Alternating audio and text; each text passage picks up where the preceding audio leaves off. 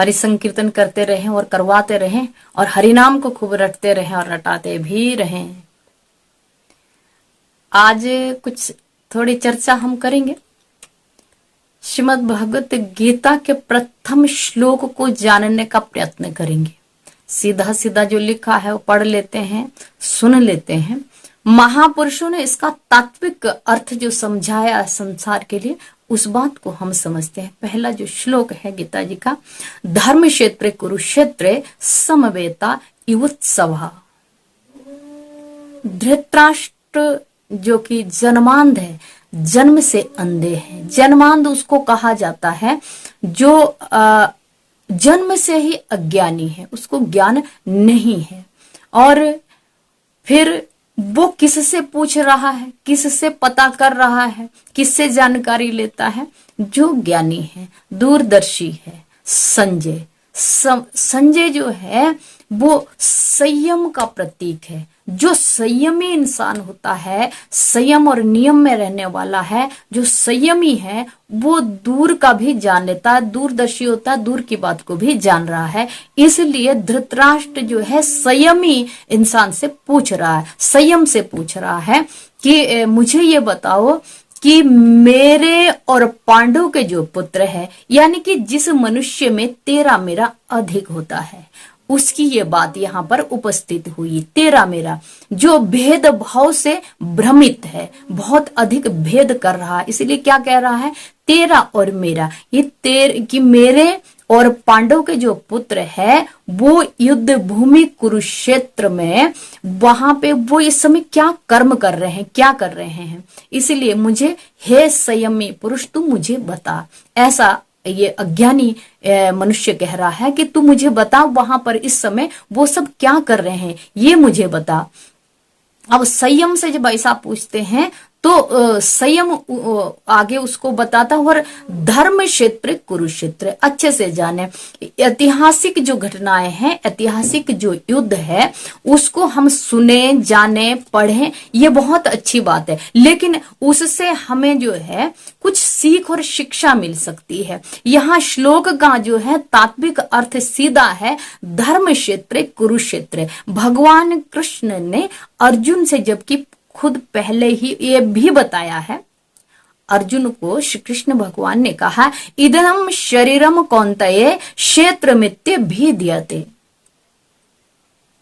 कि हे अर्जुन, ये जो शरीर है यही क्षेत्र है, ये क्षेत्र है। इसलिए किसके लिए? एक अर्जुन के लिए नहीं कहा है भगवान ने सभी के लिए कहा। इसीलिए मैंने कहा कि धर्म पालने योग्य जो है वही है जो ईश्वर ने कहा है, जो ईश्वर की वाणी है। और ईश्वर की वाणी, मुझे लगता है गीता जी से ऊपर कोई बात नहीं होगी। गीता जी में स्पष्टीकरण जो भगवान ने स्वयं किया है, इससे श्रेष्ठतम कोई शास्त्र नहीं है। इसलिए क्या कहा है कि ये जो शरीर है, ये ही हमारा जो शरीर है, ये क्षेत्र है।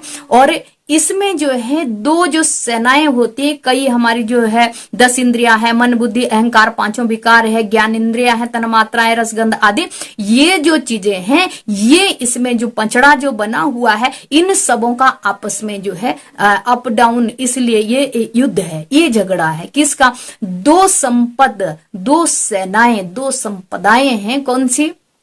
एक आसुरी और एक दैविक।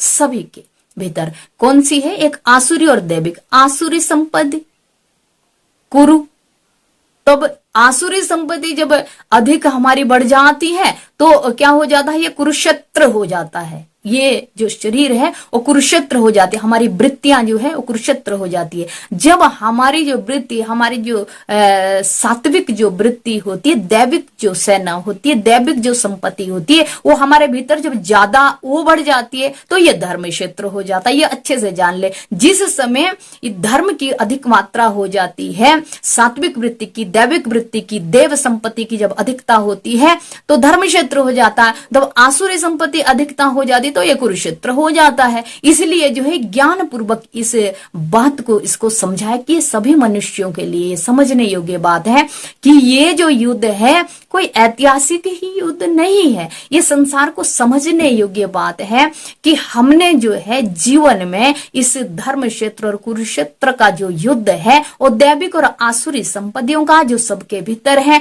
इसलिए जब हम अपनी दैविक संपदा को अधिक से अधिक बढ़ाएंगे, दैविक सेना को अधिक बढ़ाएंगे और हम उस आसुरी संपदा को हराने के लिए तत्पर रहेंगे, प्रतिपल तत्पर रहेंगे, तब ये हमारी विजय होती है। और ये विजय ऐसी है और ये संघर्ष जो है तब होता जब हम किसी ज्ञानमान महापुरुष की शरण लेते। यहाँ स्त्री पुरुष से कोई लेना देना यहाँ भी नहीं है कि हम किसी ज्ञानी तत्वदर्शी ऐसे महापुरुष की जब हम शरण लेते हैं, जैसे पांडवों ने जो भगवान कृष्ण की शरण ली थी, तो तब ये संघर्ष उत्पन्न होता है, तब ये संघर्ष उत्पन्न होता है। और ये संघर्ष जब होता है दोनों सेनाओं के बीच में, तो आसुरी सेना को दैविक सेना अगर हरा देती है तो देव तत्व यानी देव तत्व हमारा विजयी हो जाता है, हम धर्मनिष्ठ हो जाते हैं, तब हमारा शरीर क्या हो जाता है, धर्म क्षेत्र हो जाता है। और अगर हमारी आसुरी सेना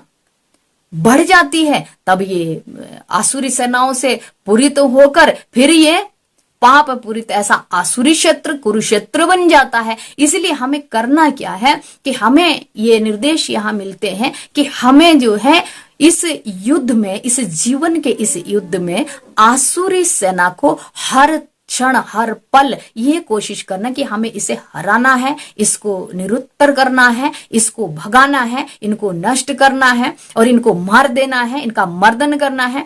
और दैविक जो सेना है वो हमने बढ़ानी है, तब हमारा शरीर क्या हो जाएगा, धर्म क्षेत्र हो जाएगा और भी और हमारी विजय होती है। और ये विजय शाश्वत विजय है, सदैव की विजय है।